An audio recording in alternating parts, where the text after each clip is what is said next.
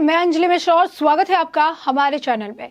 आपको बता दें, सुप्रीम कोर्ट ने एक ऐसा फैसला दिया है जिसके बाद से सभी विपक्षी दल जो कि केंद्रीय जांच एजेंसियों पर तरह तरह के आरोप लगाते थे उनके लिए बड़ा झटका है। यानी इसमें आप तृणमूल कांग्रेस, आम आदमी पार्टी, कांग्रेस सभी को इंक्लूड कर सकते हैं, क्योंकि ये जो सुप्रीम कोर्ट का फैसला है इसने कहीं ना कहीं सारे विपक्षी दलों के मुंह पे करारा तमाचा मारा है। आखिर क्या ये फैसला है सुप्रीम कोर्ट का, और जो है इस फैसले से किस तरीके से ये झटका माना जा रहा है जितने भी विपक्षी दल है उनके लिए। बता दें आपको, भ्रष्टाचारियों की गिरफ्तारी और उनकी संपत्ति जब्त करने का अधिकार ईडी को है और ये अधिकार सही है। सुप्रीम कोर्ट ने ये अहम फैसला सुनाया है। कोर्ट ने अपने फैसले में कहा कि पीएमएलए कानून में बदलाव सही है और गिरफ्तारी को मनमाना नहीं माना जा सकता। कोर्ट ने हालांकि ईडी को मनी बिल के जरिए दिए गए अधिकार के मसले को 7 जजों की बेंच के पास भेज दिया है। बता दें कि सुप्रीम कोर्ट में पूर्व वित्त मंत्री पी चिदम्बरम के बेटे और सांसद कीर्ति चिदम्बरम और महाराष्ट्र के पूर्व गृह मंत्री अनिल देशमुख समेत तमाम लोगों ने गिरफ्तारी और जब्ती के खिलाफ तकरीबन 242 अर्जियां लगाई थी। Justice AM Khanwilkar, justice Dinesh Maheshwari और जस्टिस सीटी रवि कुमार की विशेष बेंच ने इस पर सुनवाई की। अर्जियों में धन संशोधन एक्ट के तमाम प्रावधानों को चुनौती दी गई थी। मोदी सरकार ने इस एक्ट में ये सारे प्रावधान किए थे। अर्जियों में तलाशी, गिरफ्तारी, जब्ती, जांच और कुर्की के ईडी के अधिकार को चुनौती देते हुए इन्हें मौलिक अधिकारों का हनन बताया गया था। इस मामले में अर्जियां दाखिल करने वालों की तरफ से कपिल सिब्बल और अभिषेक मनु सिद्धवी समेत कई वकीलों ने कोर्ट में अपनी दलीलें दी थी।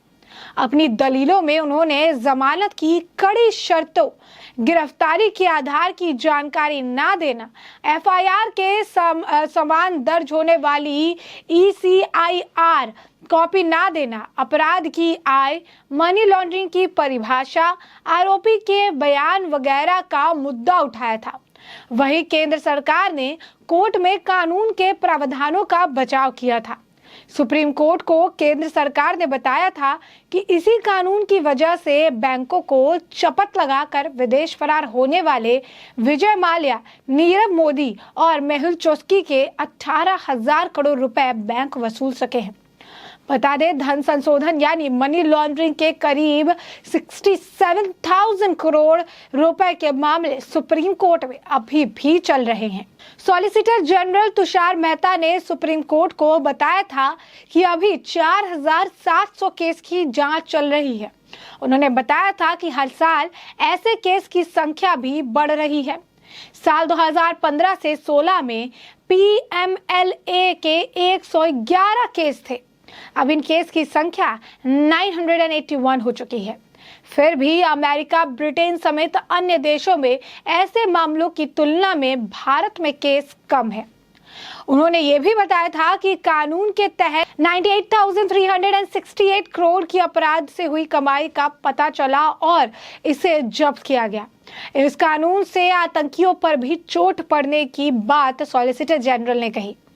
तो prevention of money laundering act PMLA के तहत ईडी द्वारा की गई गिरफ्तारी, जब्ती और जांच की प्रक्रिया को चुनौती देने वाली याचिकाओं पर सुप्रीम कोर्ट ने अपना फैसला सुनाया।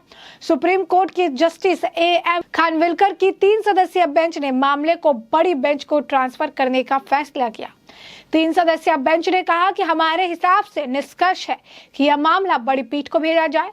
पीएमएलए के तहत हुई कार्रवाई की वैधता को लेकर पूर्व केंद्रीय मंत्री पी चिदम्बरम के बेटे कार्तिक चिदम्बरम और महाराष्ट्र सरकार के पूर्व मंत्री अनिल देशमुख की याचिकाएं समेत कोर्ट के 242 याचिकाएं दायर की थी, जिस पर कोर्ट ने कई सुनवाई के बाद अपना फैसला सुनाया है। सुप्रीम कोर्ट ने याचिकाओं में कई धाराओं पर उठाए गए सवालों को खारिज किया और कई धाराओं को वैध ठहराया।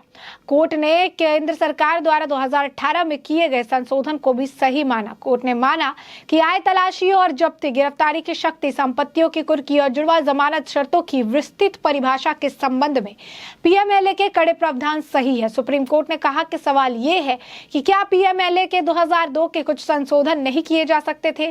कोर्ट ने धन विधेयक के जरिए इस पर बड़ी बेंच द्वारा विचार करने के संकेत दिए। इसके अलावा सुप्रीम कोर्ट ने पीएमएलए के तहत गिरफ्तारी के ईडी के अधिकार को भी बरकरार रखा है। सुप्रीम कोर्ट ने कहा कि गिरफ्तारी की प्रक्रिया मनमानी नहीं है। सुप्रीम कोर्ट के justice M Khanwilkar, justice Dinesh Maheshwari और सीटी रवि कुमार की ये बेंच ने कह दिया है याचिकाकर्ताओं में पीएमएलए के तहत अपराध की आय की तलाशी, गिरफ्तारी, जब्ती, जांच और कुर्की के लिए ईडी की शक्तियों के व्यापक दायरे को चुनौती दी गई थी और याचिका में कहा गया था कि ऐसे प्रावधान मौलिक अधिकारों का हनन है। अब ऐसा भी है कि इस फैसले के तहत ईडी को दिए गए मौलिक जो बयान है उसे साक्ष्य के तौर पर भी माना जाएगा। याचिका में कड़ी जमानत शर्त, गिरफ्तारी की वजह न बताना, ECIR यानी FIR में समान कॉपी दिए बिना शख्स की गिरफ्तारी, मनी लॉन्ड्रिंग की व्यापक परिभाषा और अपराध की आय और जांच के दौरान आरोपी द्वारा दिए गए बयान ट्रायल में बतौर सबूत मानने जैसे कई पहलुओं पर कानून की आलोचना की गई थी। दूसरी ओर केंद्र ने सुप्रीम कोर्ट के प्रावधानों का बचाव किया था।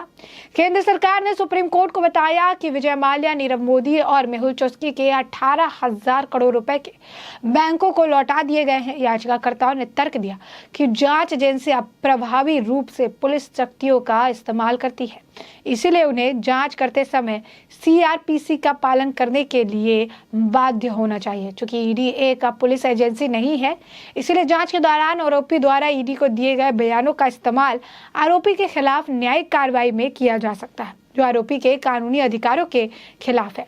याचिकाकर्ता ने यह भी तर्क दिया कि जैसे कि जांच शुरू करने, गवाहों का आरोपी से पूछताछ के लिए बुलाने, बयान दर्ज करने, संपत्ति की कुर्की की प्रक्रिया स्वतंत्रता से मौलिक अधिकार का उल्लंघन करती है।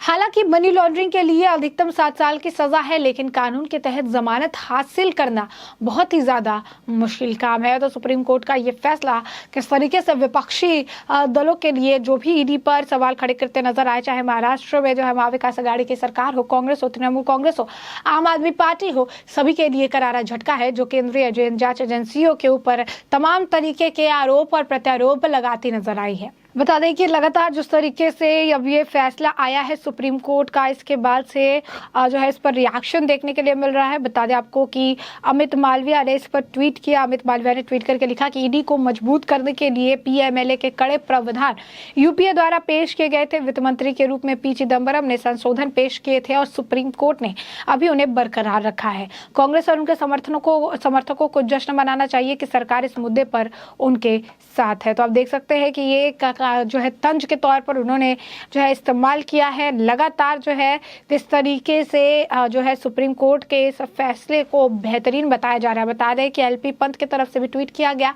उन्होंने लिखा, सुप्रीम कोर्ट के फैसले के बाद ईडी अब और ताकतवर हो गई है, अब ईडी को कोई नहीं रोक सकता है। शिवम प्रताप ने लिखा कि कैसे कैसे बयान जो है दिए गए थे उसे उन्होंने जो है कोट किया। उन्होंने कहा ईडी इडियट है। अधीर रंजन चौधरी ने, कांग्रेस नेता ने कहा था, ईडी ने देश भर में जो है आतंक फैला दिया है, ये बात जो है कही गई थी और ये भी एक नेता की तरफ से की गई थी और वो थे अशोक गहलोत, सीएम राजस्थान। ईडी का दुरुपयोग हो रहा है, एससी राहत दे, ये पवन बंसल ने कहा था। ये भी कांग्रेस के कोषाध्यक्ष थे।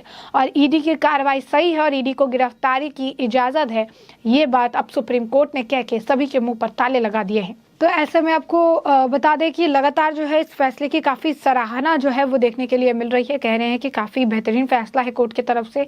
कोर्ट का ये फैसला अब ईडी के लिए आप देख सकते हैं कि उनके लिए काफ़ी कारगर साबित होगा, क्योंकि अब ईडी जो है वो अपने हिसाब से काम कर पाएगी। अब उनके कामों में किसी तरीके की जो रोक है वो रोक नहीं देखने के लिए मिलेगी। तो ऐसे में आप समझ लीजिए, शॉर्ट में अगर बात करें तो पीएमएलए कानून पर सुप्रीम कोर्ट का जो फैसला है उसमें यह है कि ईडी का समन भेजना, गिरफ्तारी करना सही सेक्शन 3, 5, 18, 19, 24, 45 सभी को वैध है। एक्ट के तहत ईडी को मिले अधिकारों को भी सही ठहराया गया है। तो साफ तौर पर ईडी को अब काफी ज्यादा एम्पावर कर दिया गया है सुप्रीम कोर्ट के इस फैसले से और विपक्षी दलों के लिए मुश्किलें बढ़ने वाली है। ऐसे में हमने आपको ये पूरा मामला बड़े विस्तार से बताया है, सुप्रीम कोर्ट के फैसले के बारे में भी जानकारी दी है।